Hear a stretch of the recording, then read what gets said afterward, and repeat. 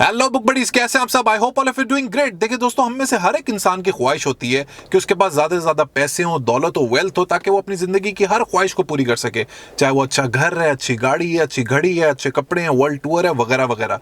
लेकिन ये बड़ी बदकिस्मती की बात है कि हमारी दुनिया में और स्पेशली पाकिस्तान में ज्यादातर लोग गुर्बत की जिंदगी गुजारते हैं या फिर मिडिल क्लास लाइफस्टाइल गुजारते हैं, जिसमें उनकी सारी जिंदगी खर्चों को मैनेज करने में निकल जाती है। लेकिन कुछ लोग ऐसे होते हैं जो पैदाइशी अमीर ना होने के बावजूद अपनी जिंदगी में आहिस्ता आहिस्ता आगे बढ़ते रहते हैं और बहुत ज्यादा पैसा कमाते हैं और अमीर हो जाते हैं। जो लोग खुद जिंदगी में कामयाब नहीं हो पाते या पैसा नहीं कमा पाते, वो इन लोगों को ये कहते हैं कि भाई ये बाय लक अमीर हो गया या सक्सेसफुल हो गया, इसकी किस्मत बहुत अच्छी है। जबकि ऐसा नहीं होता। इन लोगों के पास एक स्पेसिफिक फॉर्मूला होता है, एक स्पेसिफिक फाइनेंशियल इंटेलिजेंस होती है जो इन लोगों को अमीर बनाती है।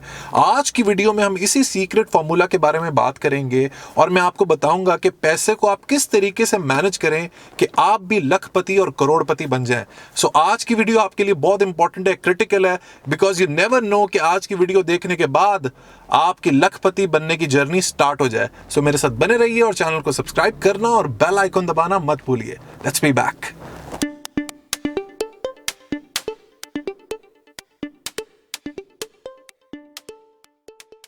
1997 यानी कि in the year 1997 Robert Kiyosaki, जो एक अमेरिकन एंटरप्रेन्योर है और बिजनेसमैन है, उन्होंने एक किताब लिखी जिसमें उन्होंने उस माइंडसेट के बारे में बताया जो एक इंसान को अमीर बनाता है। इस किताब का दोस्तों नाम है रिच डैड पुअर डैड। 1997 से अब तक इस किताब की लाखों कॉपी सेल आउट हो चुकी हैं और उसकी बुनियादी वजह यह है कि ये इतने खूबसूरत तरीके से, इतने सिंपल तरीके से फाइनेंशियल एजुकेशन को सिखाता है कि इस किताब को पढ़ के बहुत सारे लोगों की जिंदगी बदल गई है और वो अमीर हो गए हैं। हालांकि इसके कुछ कॉन्सेप्ट्स काफी कंट्रोवर्शियल है, लेकिन उसके बावजूद इस किताब की बहुत मांग है दुनिया भर में। सो आज की वीडियो में मैं आपको रिच डैड और पुअर डैड का रिव्यू बताऊंगा और रॉबर्ट कियोसाकी ने जो secret formula to getting rich बताया है उसके बारे में चर्चा करेंगे। और वीडियो के लास्ट में मैं आपको अपना ओपिनियन दूंगा कि रॉबर्ट कियोसाकी की क्या बातें सही हैं, क्या बातें गलत हैं। और मेरे हिसाब से अगर आप लोगों ने अमीर होना है, if you want to get rich, तो फिर आपने जिंदगी में क्या टैक्टिक्स को अपनाना है। सो ये है आज हमारी वीडियो का मौजू। सो रॉबर्ट कियोसाकी इस किताब का आगाज एक कहानी की शक्ल में करते हैं और कहते हैं कि मेरे दो बाप थे। एक्चुअली में उनके दो बाप नहीं थे, उनके फादर एक ही था, लेकिन जो दूसरा फादर था वो उनके फ्रेंड का फादर था जिसको वो अपना ही फादर कंसिडर करता था। जो उसका सगा बाप था वो पीएचडी था, बहुत पढ़ा लिखा था, लेकिन उसके बावजूद उसने अपनी सारी जिंदगी गुर्बत में गुजारी। जबकि जो उसके फ्रेंड के फादर थे, जिसको वो अपना ही फादर कंसिडर करता था, वो 8वीं फेल था, लेकिन उसके बावजूद वो बहुत ही अमीर था। दरअसल दोनों के सोशल स्टेटस में फर्क दोनों के सोच के जाविये की वजह से था। जो रॉबर्ट का गरीब बाप था वो हमेशा ये सोचता कि पैसा जो है वो सारे फसाद की जड़ है, दुनिया में जो भी बुराइयां हैं वो पैसे की वजह से हैं। जबकि जो उसका अमीर बाप था उसकी सोच ये थी कि पैसा ना होना सारे फसाद की जड़ है। इसी तरह जब रॉबर्ट का गरीब बाप किसी भी महंगी चीज को देखता तो हमेशा ये कहता कि आई कांट अफोर्ड इट, ये मेरी हैसियत से बहुत ऊपर है। जबकि उसका अमीर बाप जब भी किसी ऐसी चीज को देखता जो उसकी हैसियत से ऊपर होती, तो रादर देन सेइंग कि आई कांट अफोर्ड इट, वो हमेशा ये कहता कि how can I afford it, मैं ऐसा क्या कर सकता हूं कि मैं इस चीज को पा सकूं, हासिल कर सकूं और अफोर्ड कर सकूं। मैं क्या बिजनेस कर सकूं, मैं किस तरीके से पैसे जनरेट करूं कि ये चीज मेरी मलकियत बन जाए। इस सोच की वजह से वो अमीर हो पाया। तीसरी बात यह कि जो रॉबर्ट का गरीब बाप था वो हमेशा ये कहता कि खूब पढ़ो, खूब मेहनत करो और उसके बाद नौकरी करो, किसी के यहाँ एम्प्लॉय बन जाओ। जबकि जो उसका अमीर बाप था उसकी सोच ये थी कि हमेशा ये सोचो कि किस तरह तुम अपनी कंपनी खड़ी कर सकते हो और लोगों को अपने लिए हायर कर सकते हो। वो हमेशा अपने बच्चों को सिखाता कि अमीर इंसान किसी की मुलाजमत करके नहीं बल्कि अपना बिजनेस करके होता है। सो रॉबर्ट कियोसाकी इस किताब में जो सबसे पहला सबक देते हैं वो ये कि अमीर होने का ताल्लुक इंसान की पढ़ाई से बिल्कुल भी नहीं है।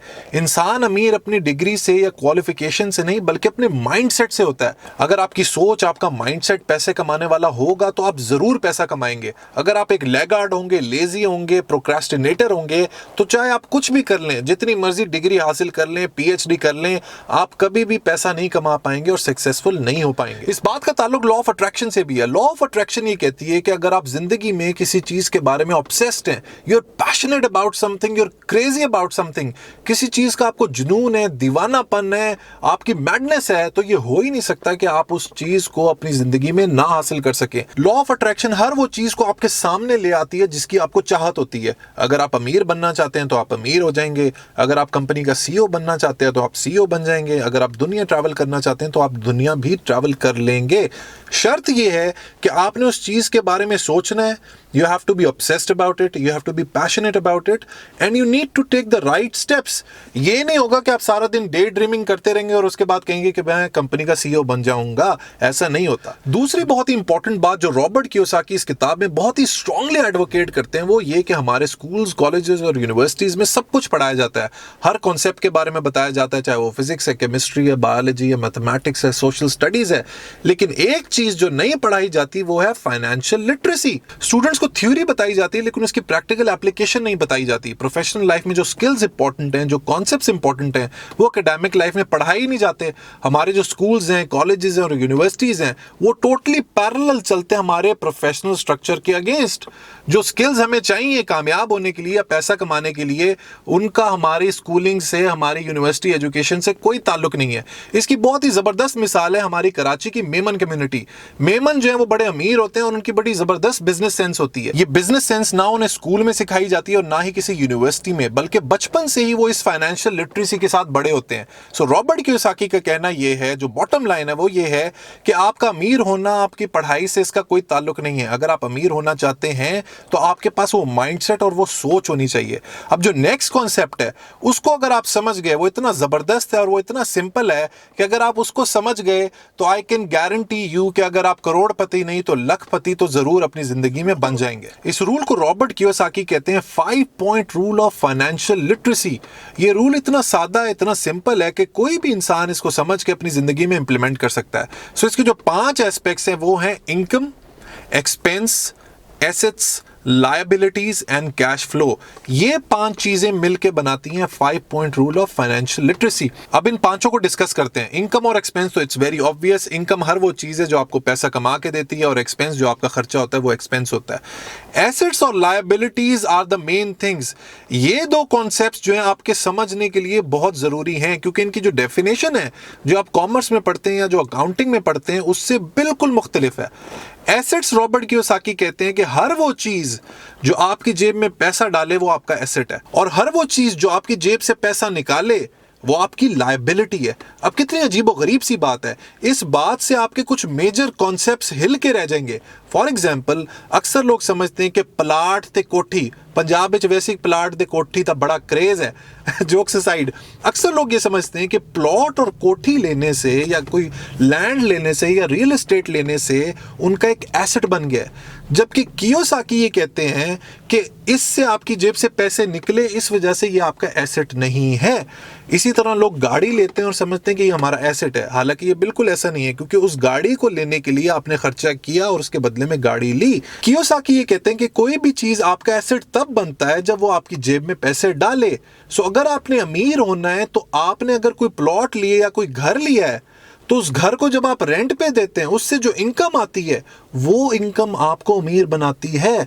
इसी तरह अगर आपने कोई गाड़ी ली है और वो आपने करीम या उबर पे लगा दी और वो गाड़ी आपको कमा के दे रही है, only then it will be your asset, otherwise everything else is your liability। जो अमीर या गरीब लोग होते हैं या मिडिल क्लास लोग होते हैं उनकी सोच में यही बुनियादी फर्क होता है कि जो अमीर होता है वो एसेट्स बनाता है, वो हर उस चीज के ऊपर खर्चा करता है जो उसको आगे से पैसा बना के दे, जबकि जो मिडिल क्लास लोग होते हैं जो सबसे ज्यादा फंसे रहते हैं सारी उम्र, वो हमेशा अपनी ख्वाहिशात के चक्कर में एक्सपेंस करते रहते हैं। सारी उम्र प्लॉट और घर बनाने के चक्कर में ना जिंदगी एंजॉय कर पाते हैं और ना अमीर हो पाते हैं क्योंकि सोच इतनी लिमिटेड और महदूद होती है। एक और बात रॉबर्ट कियोसाकी जो बहुत ही इंटरेस्टिंग इस किताब में करते हैं वो ये कि आपकी कितनी इनकम है इससे फर्क नहीं पड़ता कि आप अमीर होंगे या गरीब, बल्कि जो आपका एक्सपेंस पैटर्न है उस पर डिपेंड करेगा कि आप जिंदगी में कितनी दौलत कमा पाएंगे और आपका फॉर्च्यून और ओवरऑल वेल्थ कितनी होगी। अब आपके सामने ये डायग्राम है जिसमें आप देख सकते हैं कि पुअर, मिडिल क्लास और रिच किस तरीके से अपना एक्सपेंस करते हैं और अपनी इनकम को मैनेज करते हैं। जो गरीब लोग होते हैं वो बेचारे जितनी उनकी इनकम होती है वो फौरन उसके एक्सपेंडिचर में कन्वर्ट हो जाती है और वो सारे एक्सपेंस कर देते हैं। जो मिडिल क्लास लोग होते हैं वो जो उनकी इनकम आती है उससे वो सबसे पहले अपना एक्सपेंस करते हैं और उसके बाद अपने ऊपर लायबिलिटीज चढ़ाते हैं, जैसे कि student loan loan, house loan, car loan, और वो सारी उम्र इन लोन्स की किस्तें ही देने में गुजार देते हैं। That's why they stay middle class. जो रिच लोग हैं उनका अगर आप एक्सपेंस का पैटर्न देखें तो वो जैसी उनकी इनकम आती है वो उससे एसेट्स बनाते हैं। जो एसेट्स से इनकम आती है, जिसको हम कहते हैं कि पैसा पैसे को बनाता है, सो जो एसेट से इनकम आती है उससे वो अपना एक्सपेंस करते हैं, जिसकी वजह से वो अमीर से अमीर तर होते चले जाते हैं। एक और बहुत ही अहम बात जो रॉबर्ट कियोसाकी इस किताब में करते हैं वो ये कि अक्सर लोग ये समझते हैं कि अगर उनकी इनकम बढ़ जाएगी, उनकी सैलरी बढ़ जाएगी तो वो ज़्यादा अमीर हो जाएंगे, जबकि ऐसा बिल्कुल भी नहीं होता। वो इसलिए कि इकोनॉमिक्स के प्रिंसिपल के हिसाब से कंजम्पशन यानी कि आपका expense is a direct function of your income. जितनी आपकी इनकम बढ़ेगी उतनी आपकी कंजम्पशन बढ़ेगी, आपकी एक्सपेंस बढ़ेगा। लिहाजा ऑफ कोर्स आपको इनकम बढ़ाने पे तो कंसंट्रेट करना है, लेकिन आपने अपने एक्सपेंसेस को किस तरीके से मैनेज करना है, दैट विल मेक और ब्रेक योर गेम। सो दोस्तों, ये तो थी अमीर होने के हवाले से बातें जो रॉबर्ट कियोसाकी अपनी बुक रिच डैड और पुअर डैड में करते हैं। एक कॉन्सेप्ट जो कॉन्ट्रोवर्शियल है रॉबर्ट कियोसाकी का वो है लायबिलिटी के हवाले से। जैसे कि मैंने आपको बताया कि कियोसाकी ये समझते हैं कि हर वो चीज जो आपकी जेब से पैसा निकाले वो आपकी लायबिलिटी है। लिहाजा कियोसाकी साहब बच्चों को भी till the time they don't earn एक लायबिलिटी समझते हैं। इसी तरह वो अपने पेरेंट्स को आफ्टर द एज ऑफ 60, क्योंकि उसके बाद वो कमाने के लायक नहीं होते, वो उनको भी लायबिलिटी समझते हैं। जो उनके ऊपर खर्चा हो रहा है उनके ओल्ड एज होम वगैरह का, उसको भी वो एक लायबिलिटी समझते हैं। अब हमारे कल्चर में ये तो एक गुनाह के इक्विवेलेंट है कि हम बच्चों को और पेरेंट्स को जो है वो अपनी लायबिलिटी समझें। So I don't personally agree with these concepts, क्योंकि अंग्रेजों का अपना concept, American culture is totally different than ours. So for me these concepts don't work. Rich dad और पुअर डैड जो बुक है उसमें जो सबसे जबरदस्त बात है, जो मुझे सबसे अट्रैक्टिव लगी, वो है फाइनेंशियल लिटरेसी के हवाले से बात, जो मेरे लिहाज से हर बच्चे को सिखानी चाहिए, चाहे वो घर में हो या स्कूल्स में हो या कॉलेजेस में हो, ताकि जब वो बड़ा हो जाए तो वो अपने कैश फ्लो को बेहतरीन तरीके से मैनेज कर सके और अपनी जिंदगी की जो बेसिक ख्वाहिशात हैं वो सब पूरी कर सके। अब मैं आपको बताता हूं कि बुक बडी का अमीर होने का क्या फूल प्रूफ तरीका है। ना आपको एसेट्स का सोचने की जरूरत है, ना आपको लायबिलिटीज का सोचने की जरूरत है, ना आपको कैश फ्लो समझने की जरूरत है। ये समझ समझ के आप पागल हो जाएंगे और सारी जिंदगी यही सोचते रहेंगे कि क्या चीज मेरी जेब में पैसा डाल रही है और क्या निकाल रही है। अमीर होने से पहले मेरे ख्याल में आप एक ज़हनी मरीज बन जाएंगे। सो मेरा 5 step principle to getting rich is, number 1, you need to have the willingness to learn. आप अपने अंदर वो कैपेसिटी पैदा करें, वो अर्ज पैदा करें कि हर वक्त आप लर्निंग के लिए तैयार हो। जो कॉन्सेप्ट्स आपने पढ़े हुए हैं उनको अनलर्न करें और हमेशा तैयार रहें किसी भी नई चीज़ को एक्सेप्ट करने के लिए। मैंने अक्सर लोगों को फेलियर होते हुए देखा है क्योंकि उनकी गर्दन में हमेशा सरिया रहता है, and they never are willing to learn something new. So if you have the willingness to learn, a time will come जब आपके peers से ज़्यादा, आपके दोस्तों से ज़्यादा, आपके colleagues से ज़्यादा आपके पास knowledge होगी and you will end up getting rich. दूसरा बहुत important point according to me if you have to get rich and successful is you need to have hunger for knowledge and growth. अगर आपके इरादे बुलंद नहीं है, आप एम्बिशियस नहीं है, तो आपके पास जितना मर्जी टैलेंट है आप कभी भी कामयाब नहीं हो पाएंगे। ये मैं आपको लिख के दे सकता हूँ। आपके पेट के अंदर वो फायर होनी चाहिए, आपके अंदर वो आग होनी चाहिए जो आपको हमेशा मजबूर करे कि मुझे अच्छे से अच्छा हासिल करना है। तीसरा पॉइंट है, you need to have perseverance, dedication and commitment. अक्सर लोग मैंने देखा है जो मीडियोकर लेवल, एवरेज लेवल का इंटेलेक्ट है, लेकिन वो कामयाब उन लोगों से ज़्यादा हो जाते हैं जिनका टैलेंट बहुत ज़्यादा है, क्योंकि उनमें परसिवियरेंस है, उनमें कमिटमेंट है और उनमें डेडिकेशन है। वो एक चीज़ को पकड़ते हैं और उसके पीछे लगे रहते हैं, चाहे वो कितनी दफ़ा भी फेल हो जाए, but they keep on moving on the track and eventually they are successful. चौथा जो बहुत ही इंपॉर्टेंट पॉइंट है वो है परसूट ऑफ एक्सीलेंस। ये किताब भी है टॉम पीटर्स की मशहूर ज़माना। परसूट ऑफ एक्सीलेंस का मतलब यह है कि आपने जिस काम को भी पकड़ना है उसको तोड़ तक लेके जाना है और उसको बेस्ट ऑफ द बेस्ट करना है। जब आप एक काम के पीछे लग जाते हैं और उसको बार बार रिपीट करना शुरू कर देते हैं तो एक वक्त ऐसा आता है जब आप उसमें एक्सीलेंस टच कर जाते हैं। जो चैंपियंस होते हैं, जो एथलीट्स होते हैं, जो ओलंपिक गोल्ड मेडल होल्डर्स होते हैं, वो एक काम को इतनी दफ़ा रिपीट करते हैं, इतना प्रैक्टिस करते हैं कि वो उसमें एक्सीलेंस हासिल कर लेते हैं। सो जो भी काम आप पकड़ें उसको एक्सीलेंस तक लेके जाएं, उसको बीच में आधा अधूरा नहीं छोड़ें। और पांचवी बहुत ही इंपॉर्टेंट बात है द कंपाउंड इफेक्ट। ये तो इतना जालिम और इतना जानलेवा कॉन्सेप्ट है कि उसके ऊपर मैं पूरी एक सेपरेट वीडियो बनाऊंगा। Basically in nutshell compound effect ये कहता है कि अगर आप अपनी जिंदगी में रोजाना की बेसिस पे 1% इंप्रूवमेंट लाते रहेंगे तो एक दिन ऐसा आएगा जब आप एक्सपोनेंशियल ग्रोथ की तरफ चले जाएंगे, चाहे वो सक्सेस के हवाले से हो, करियर के हवाले से हो या पैसे के हवाले से हो। इसके ऊपर like I said, this calls for a separate dedicated video. So compound effect अपनी जिंदगी में लेकर आए, रोजाना कुछ ऐसा करें कि आपकी रोजाना की बेसिस पे ग्रोथ होती रहे।